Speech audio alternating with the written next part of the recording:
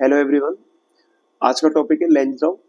ठीक है, Lenz law सबसे इलेक्ट्रोमैग्नेटिक इंडक्शन में लेंज लॉ आता है। ठीक है, अब सवाल ये आता है कि लेंज लॉ का यूज क्या है, लेंज लॉ का एप्लीकेशन क्या है। तो लेंज लॉ का एप्लीकेशन है डायरेक्शन ऑफ इंड्यूस करंट। अगर आपको इलेक्ट्रोमैग्नेटिक इंडक्शन में इंड्यूस करंट की डायरेक्शन बतानी है तो आप लेंज लॉ का यूज करोगे। अब सवाल ये आता है कि लेंज लॉ का जब हम यूज करेंगे तो लेंज लॉ का स्टेटमेंट क्या है। लेंज लॉ का यूज तो चलो ये हो गया, इंड्यूस करंट का डायरेक्शन बताना है। अब इसका स्टेटमेंट क्या है, तो इसका स्टेटमेंट बस इतना सा है कि इंड्यूस करंट का डायरेक्शन इस तरीके से होता है किसी भी क्लोज सर्किट में कि वह अपने रीजन ऑफ प्रोडक्शन का अपोज करता है। मतलब जिस रीजन की वजह से वो प्रोड्यूस हो रहा है उस रीजन का अपोज करता है। ठीक है, तो आप जानते हो रीजन क्या है, रीजन है फ्लक्स में चेंज। अगर कहीं पर भी फ्लक्स में चेंज हो रहा है तो हम कहते हैं ईएमएफ आएगा, और ईएमएफ आएगा तो उससे इंड्यूस करंट आएगा, इंड्यूस करंट आएगा। तो फ्लक्स में चेंज है, तो फ्लक्स में चेंज किस तरीके से हो रहा है उस रीजन का ही अपोज करता है। ठीक है, मतलब फ्लक्स बढ़ रहा है तो बढ़ने का अपोज करेगा, फ्लक्स घट रहा है तो घटने का अपोज करेगा। तो ये रीजन हो सकते हैं, या तो फ्लक्स इंक्रीज होगा या फ्लक्स डिक्रीज होगा। तो इंक्रीज का भी अपोज करेगा और डिक्रीज का भी अपोज करेगा। तो ये करंट अपने आप को ऐसे सेट कर लेता है कि ये इंक्रीज का भी अपोज करता है और डिक्रीज का भी अपोज करता है। मतलब फ्लक्स में इंक्रीज का और फ्लक्स में डिक्रीज का अपोज करता है, अपने आप को सर्किट में ऐसे सेट करेगा। चलो मैं एक एग्जांपल लेके आपको बताता हूँ, आप बताइए। देखिए, अगर मान लो बेटा मेरे पास इस तरीके से एक कॉइल है।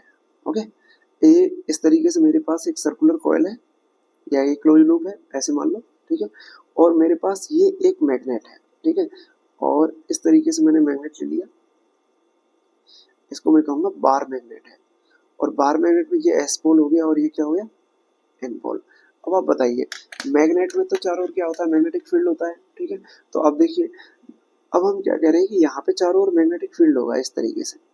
एन पोल से मैग्नेटिक फील्ड लाइन ऐसे निकलेंगी और इस तरीके से मैग्नेटिक फील्ड लाइन इस तरीके से आती है, और आपको पता है ये ऐसे क्लोज पाथ बनाती है, ऐसे करके जाएगा और ये मैग्नेटिक फील्ड लाइन इस तरीके से जाएंगी। ठीक है, इस तरीके से रहता है।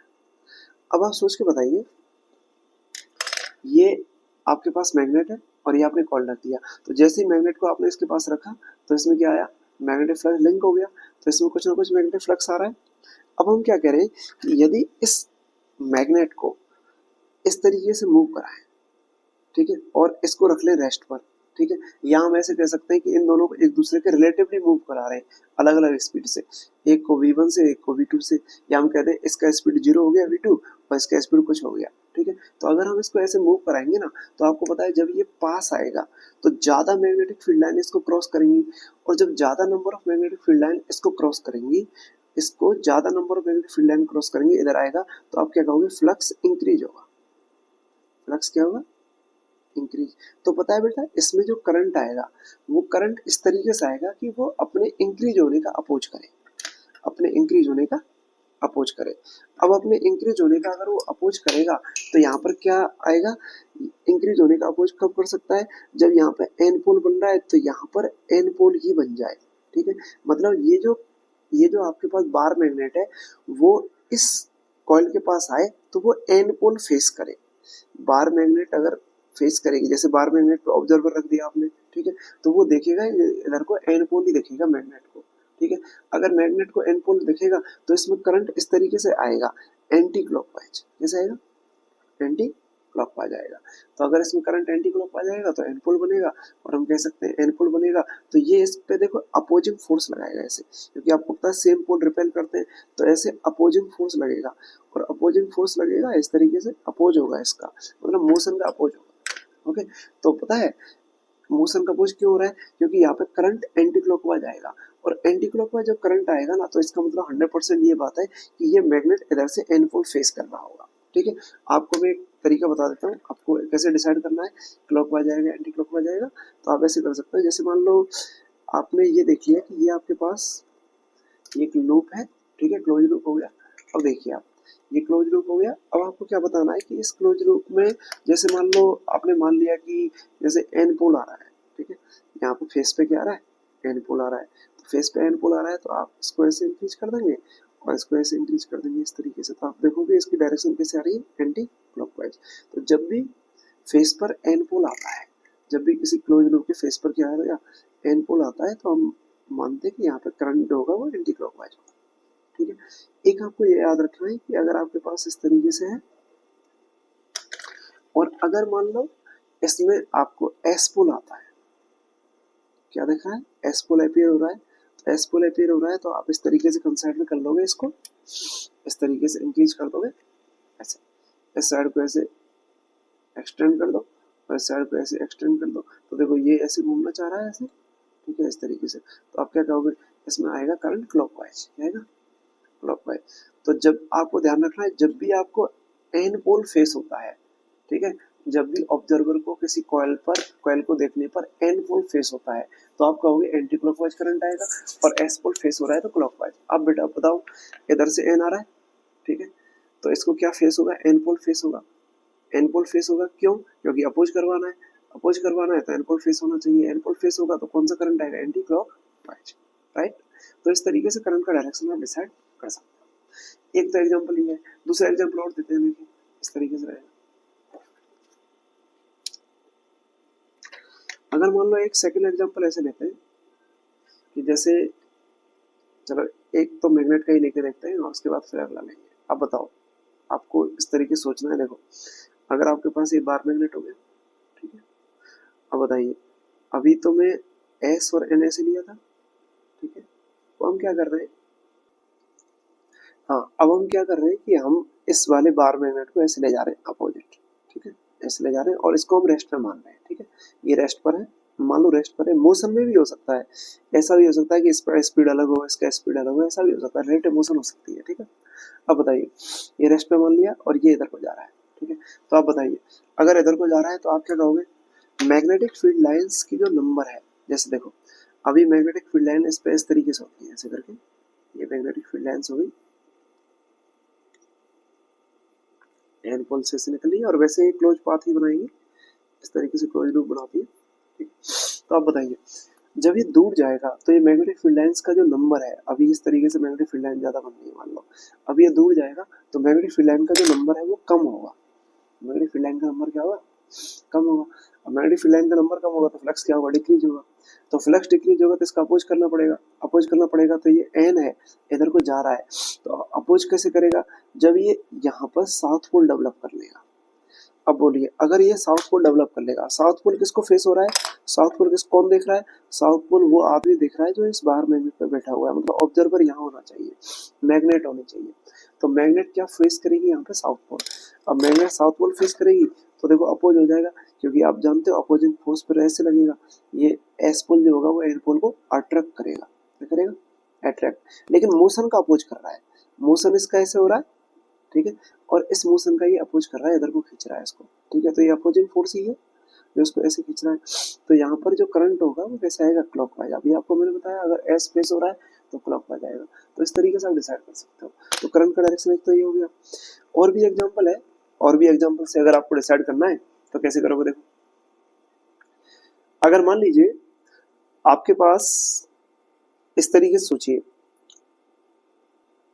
यहाँ पर कोई भी यूनिफॉर्म मैग्नेटिक फील्ड पहले से एग्जिस्ट करता है, राइट, तो यहाँ पर कोई यूनिफॉर्म मैग्नेटिक फील्ड है, और बेटा क्रॉस में बना रहा हूँ, क्रॉस का मतलब क्या है, magnetic field into the page है, मैग्नेटिक फील्ड क्या है, इनटू द पेज। अब देखिए मैं एक लूप कंसिडर कर रहा हूँ, ठीक है, मैं यहाँ पे एक लूप ले रहा हूँ, इस तरीके से एक लूप है जो कम्प्लीटली मैग्नेटिक फील्ड में है अभी, ठीक है। अब देखिए अगर ये लूप इस तरीके से लूप हो गया और ये कम्प्लीटली कहाँ है, मैग्नेटिक फील्ड के अंदर है। अब हम ये कह रहे हैं कि ये लूप इधर को जा रहा है, बाहर को जा रहा है। अब सोचिए अगर ये लूप बाहर जाएगा, ठीक है, अगर ये लूप बाहर जाएगा तो लूप अगर बाहर जाएगा तो आप बताइए फ्लक्स का वैल्यू क्या होगा, इसमें डिक्रीज होगा, क्योंकि हम ये कह रहे हैं कि ये जो लिमिट है ना बेटा, ये वाली लिमिट, इस लिमिट से इधर की साइड में मैग्नेटिक फील्ड जीरो है, यहाँ मैग्नेटिक फील्ड जीरो है और इधर साइड मैग्नेटिक फील्ड क्या है, नॉन जीरो। तो बताओ जब ये लूप बाहर जाएगा, तो मान लो जब ये इस तरीके से बाहर जाएगा, तो दूसरी सिचुएशन में लेता हूँ, जब ये लूप ऐसे पहुंच जाएगा, यहाँ पर ऐसे पहुंच जाएगा, इस तरीके से जा रहा है, तो बताओ यहाँ पर मैग्नेटिक फील्ड लाइंस है इसके अंदर कुछ ना कुछ, ठीक है। अब यहाँ पर जैसे बाहर जाएगा तो मैग्नेटिक फील्ड लाइंस का नंबर जो होगा वो डिक्रीज होगा, मैग्नेटिक फील्ड लाइंस का नंबर क्या होगा, डिक्रीज होगा। अभी देखो इस सिचुएशन में 4 मैग्नेटिक फील्ड लाइन आ रही है, अब बाहर जाएगा तो केवल 2 ही बची, क्योंकि ये वाला हिस्सा तो आउटसाइड हो गया, ठीक है। तो बताइए मैग्नेटिक फील्ड लाइन क्या हो रही है, कम हो रही है, तो आप क्या बोलोगे, फ्लक्स कम होगा, फ्लक्स क्या होगा, कम, ठीक है। अगर फ्लक्स कम हो रहा है, फ्लक्स का वैल्यू क्या हो रहा है, कम। तो इसमें करंट का डायरेक्शन इस तरीके से होगा कि वो फ्लक्स में कमी का कम होने का अपोज करेगा, मतलब चाहेगा कि फ्लक्स बढ़ना चाहिए, फ्लक्स बढ़ना चाहिए, इस तरीके से होगा। तो बताए यहाँ पर अगर आपको डायरेक्शन डिसाइड करनी है तो आप इस तरीके सिंपल तरीका बता रहा हूँ मैं आपको कैसे डिसाइड करोगे। इसको डिसाइड करने के लिए आप इस तरीके से करना, देखिए आप इस तरीके से कर सकते हो, जैसे मान लो ये है आपके पास, ठीक है। अब आप यहाँ पे देखिए मेरे पास मेरा ये हैंड है, ठीक है। अब मैं क्या कर रहा हूँ, अगर फ्लक्स कम हो रहा है, फ्लक्स कम हो रहा है तो मैं अपने हैंड को गिवन मैग्नेटिक फील्ड की डायरेक्शन में रखूंगा ताकि मैग्नेटिक फील्ड का सपोर्ट हो सके। तो अब देखिए हैंड को अगर मैं गिवन मैग्नेटिक फील्ड की डायरेक्शन में रख रहा हूँ, इस तरीके से नीचे रख रहा हूँ, तो इस तरीके से उंगली ऐसे कर्ल हो रही है, ऐसे करके, है ना। अगर हैंड नीचे है और उंगली ऐसे कर्ल हो रही है तो आप क्या कहोगे, डायरेक्शन जो होगी वो आएगी क्लॉकवाइज। कैसे आएगी, क्लॉकवाइज। तो आपको क्या ध्यान रखना है कि आपको अगर फ्लक्स डिक्रीज होता है, अगर इस तरीके से अगर है लूप बाहर जा रहा है अंदर आ रहा है, तो आपको क्या ध्यान रखना है, फ्लक्स बेटा डिक्रीज हो रहा है, फ्लक्स क्या हो रहा है, डिक्रीज। तो जब फ्लक्स डिक्रीज होगा, ध्यान रखिए, जब फ्लक्स का वैल्यू डिक्रीज होगा, फ्लक्स का वैल्यू डिक्रीज होगा, तो राइट हैंड के थंब को, राइट हैंड के थंब को एग्जिस्टिंग मैग्नेटिक फील्ड का सपोर्ट करवाओ, existing magnetic field, existing magnetic field के सपोर्ट में,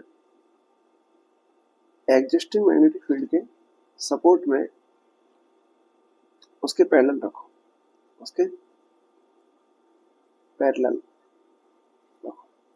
तो उसके पैरेलल जब आप रखोगे ना, उसके पैरेलल रखो, तो फिर आपका जो कर्ल फिंगर है, then curled fingers gives direction of induced current, curled finger gives direction of induced current। तो induced current का डायरेक्शन दे देगा। देखो मैंने क्या कहा है, जब भी फ्लक्स डिक्रीज होगा, कंडीशन है ये, कंडीशन क्या है, कंडीशन इज अप्लाइड, जब भी फ्लक्स डिक्रीज होगा, जब भी फ्लक्स डिक्रीज होगा तो अपने थंब को ऐसे सेट कर लो कि एग्जिस्टिंग मैग्नेटिक फील्ड के सपोर्ट में आ जाए, मतलब एग्जिस्टिंग मैग्नेटिक फील्ड के पैरेलल कर दो।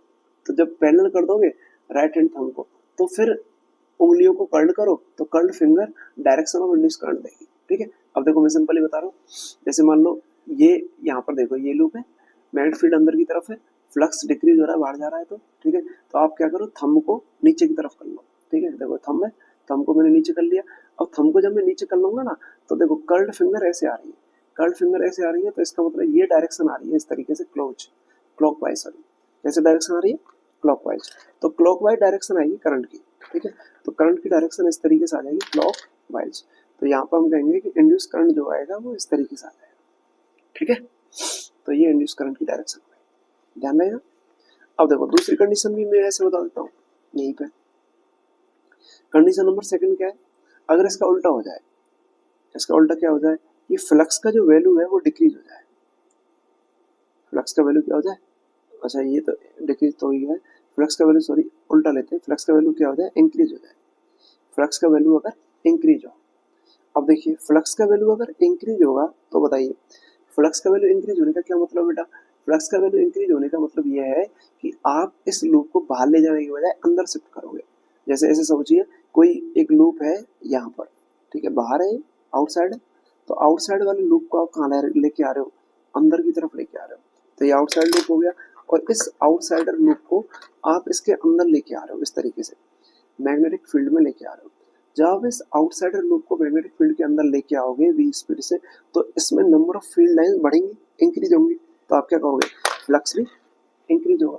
अब सोचिए अगर मैं इसमें फ्लक्स इंक्रीज होगा, इसमें फ्लक्स इंक्रीज होगा, तो आपको क्या करना है, फ्लक्स इंक्रीज अगर हो रहा है, फ्लक्स इंक्रीज हो रहा है, तो जैसा यहाँ पे किया उसका उल्टा कर लो, ठीक है, उल्टा कर लो, थंब को एंटी पैरेलल कर दो, थंब को क्या कर दो, एंटी पैरेलल, थंब को एंटी पैरेलल कर दो एग्जिस्टिंग मैग्नेटिक फील्ड के, जो मैग्नेटिक फील्ड एग्जिस्ट कर रहा है ना, उस मैग्नेटिक फील्ड के थंब को एंटी पैरेलल कर लो।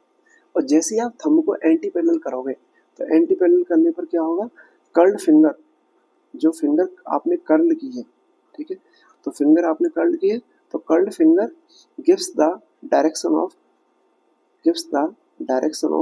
Induce current. तो कर्ल्ड फिंगर जो होगा वो इंड्यूस करंट का डायरेक्शन दे देगा। कर्ल्ड फिंगर जो होगा वो इंड्यूस करंट का डायरेक्शन दे देगा, ठीक है। तो आपको क्या करना है, आपको ध्यान रखना है कि अगर फ्लक्स इंक्रीज होता है तो थंब को बी के एंटी पैरेलल करना है, तो curled finger direction of induce दे देगा। और यहाँ पर क्या याद रखना है, अगर फ्लक्स डिक्रीज होता है तो थंब को एग्जिस्टिंग मैग्नेटिक फील्ड के सपोर्ट में रखना है, तो या पैरेलल रखना है, तो कर्ल्ड फिंगर जो होगा वो डायरेक्शन ऑफ इंड्यूस करंट देगा। बात क्लियर है? अब देखो इसमें सोच कर देखो, ये ऐसे आ रहा है, ये ऐसे आ रहा है, तो थंब को कहाँ रखोगे, ऐसे आ रहा है तो आपको पता लग गया फाई इंक्रीज हो रहा है, फाई इंक्रीज हो रहा है तो थंब को कहाँ रखोगे, गिवन मैग्नेटिक फील्ड के अपोजिट। अब देखो ये इनटू द पेज है, तो मैं कैसे रखूंगा, आउट ऑफ द पेज, तो थंब को आउट ऑफ द पेज रखो। आउट ऑफ द पेज जैसे थंब को रखोगे तो कर्ल्ड फिंगर ये आ रहा है ऐसे करके, तो देखो कर्ल्ड फिंगर क्या बताएगा, क्लॉकवाइज या एंटी क्लॉकवाइज, तो करंट आएगा क्लॉकवाइज, ठीक है। पिछले वाले केस में कैसा आया था, एंटी क्लॉकवाइज, अभी कैसा आएगा, क्लॉकवाइज। तो इसमें करंट जो आएगा वो इस तरीके से आ जाएगा, जब जैसे ये यहाँ पे पहुंचेगा ना, जैसे ही यहाँ पे इस तरीके से पहुंचेगा, देखो ये लूप है, ये पहली सिचुएशन हो गई। अब ये अंदर आएगा तो अंदर की सिचुएशन इस तरीके से हो जाएगी, जैसे ही अंदर की सिचुएशन इस तरीके से हो जाएगी, जब ये इसको क्रॉस कर रहा होगा बाउंड्री को, तो उस टाइम पे इसमें इंड्यूस करंट जो आएगा उसकी डायरेक्शन इस तरीके से हो जाएगी, ऐसे करके ये डायरेक्शन आएगी। तो आप क्या कहोगे, ये डायरेक्शन कैसे आ रही है, क्लॉकवाइज या एंटी क्लॉकवाइज, एंटी क्लॉकवाइज आ रही है, राइट। तो पहले वाले केस में डायरेक्शन कैसे आ रही है, जब बाहर जा रहा है तो बाहर जाएगा तो डायरेक्शन कैसे आ रही है, क्लॉकवाइज, ठीक है। और जब अंदर आ रहा है तो डायरेक्शन कैसे आ रही है, एंटी क्लॉकवाइज। लेकिन बेटा ऐसे याद नहीं रखना कि बाहर जाएगा तो डायरेक्शन क्लॉकवाइज होगी, अंदर आएगा तो एंटी क्लॉकवाइज होगी। ये तभी हो रहा है, क्लॉकवाइज एंटी क्लॉकवाइज बाहर जाने पे और अंदर जाने पे एंटी क्लॉकवाइज, ये तभी हो रहा है जब given magnetic field into the page है। अगर बेटा उल्टा हो गया, given magnetic field out of the page हो गया, तो फिर रिजल्ट जो है वो चेंज हो जाएंगे, अपोजिट हो जाएंगे। तो आपको जो मैंने तरीका बताया है, जो मेथड बताया है, वो आपको याद रखना है। जो तरीका है वो सिर्फ इतना सा है, इसके पीछे फिलॉसफी भी इतनी सी है। फ्लक्स अगर डिक्रीज होता दिख जाए तो थंब को एग्जिस्टिंग मैग्नेटिक फील्ड के सपोर्ट में कर दो पैरेलल, तो curled finger direction of current दे देगा। और अगर फ्लक्स इंक्रीज होता हुआ दिख जाए तो थंब को अपोजिट कर दो मैग्नेटिक फील्ड के, ठीक है, या एंटी पैरेलल कर दो, तो फिर डायरेक्शन कर्ल्ड फिंगर जो होगा वो इंड्यूस करंट का डायरेक्शन दे देगा, ठीक है। तो मुझे लगता है ये कॉन्सेप्ट आपको क्लियर आ गया होगा, समझ में अच्छे से, ठीक है। चलो अब इसी पे बेस्ड एक क्वेश्चन आपसे पूछते हैं, ठीक है। आपको बताना है, देखो अगर आपके पास इस तरीके से मान लो ये आपके पास एक क्लोज लूप है, ठीक है। अब देखिए ये क्लोज लूप हो गया, चलो हम ऐसा करते हैं, इस क्लोज लूप को थोड़ा सा मॉडिफाइड कर देते हैं, ठीक है, और थोड़ा मॉडिफाइड कर लेते हैं क्योंकि ये तो आपने पढ़ ही लिया है। इसको मॉडिफाइड करते हैं और इसको ऐसा करते हैं, यहाँ पर ये इसमें हम एक कैपेसिटर लगा देते हैं,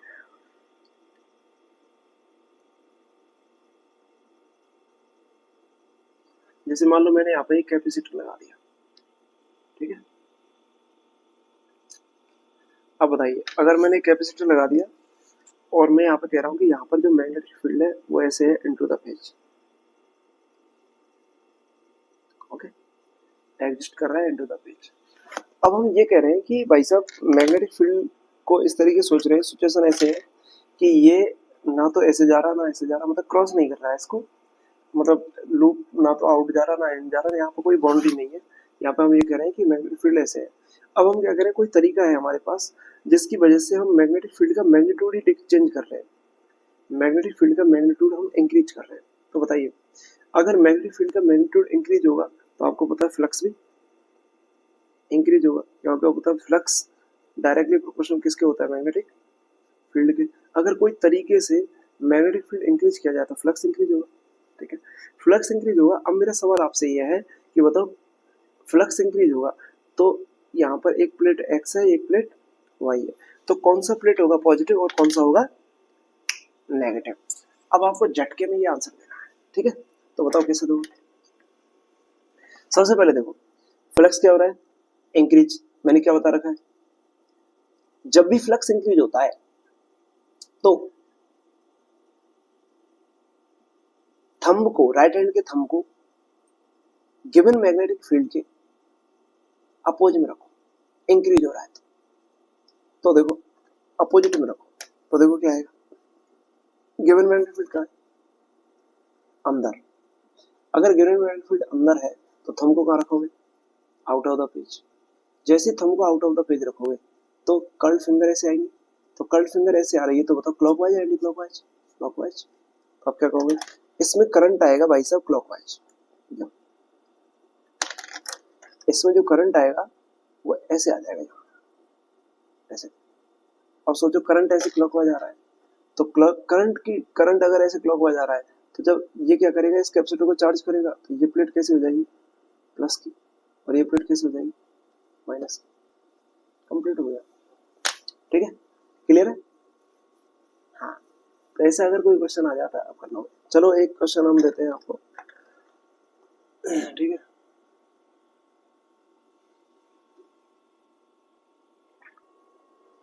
देखो भाई, एक क्वेश्चन देते हैं आपको, इसमें ये इस तरीके से है कि आपके पास एक करंट कैरिंग वायर है, ठीक है, और यहाँ से कुछ डिस्टेंस पर ये infinitely long current carrying wire है, ठीक है, इनफाइनाइटली लॉन्ग है, और इससे कुछ डिस्टेंस पर आपके पास एक क्लोज लूप रखा हुआ है, और हम इस क्लोज लूप को ऐसे शिफ्ट कर रहे हैं, इधर चला रहे हैं, ठीक है, 20 स्पीड से, वायर रेस्ट पर है। तो आपको बताना है इसमें करंट का डायरेक्शन क्या रहेगा। तो आप सोचिए, आपको पता है यार ये करंट कैरिंग वायर है, करंट कैरिंग वायर जो होगा वो अपने चारों क्या जनरेट करेगा, मैग्नेटिक फील्ड। तो इसका मतलब यहाँ पर भी मैग्नेटिक फील्ड होगा और यहाँ पर भी मैग्नेटिक फील्ड होगा, और आपको पता है मैग्नेटिक फील्ड कहाँ होगा, इनटू द पेज।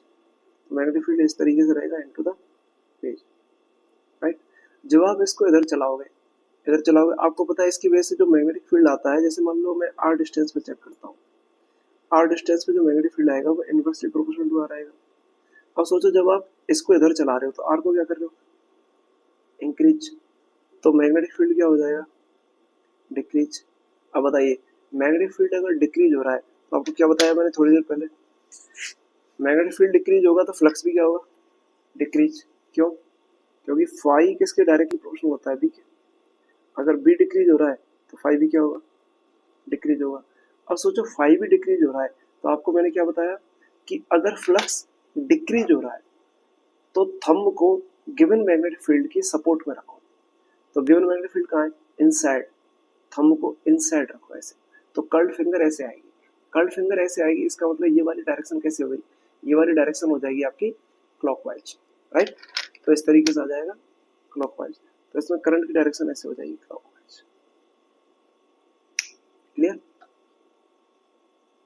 हो गया, ऑलराइट। तो इस तरीके का कोई प्रॉब्लम आता है तो आप कर लोगे इसको, ठीक है।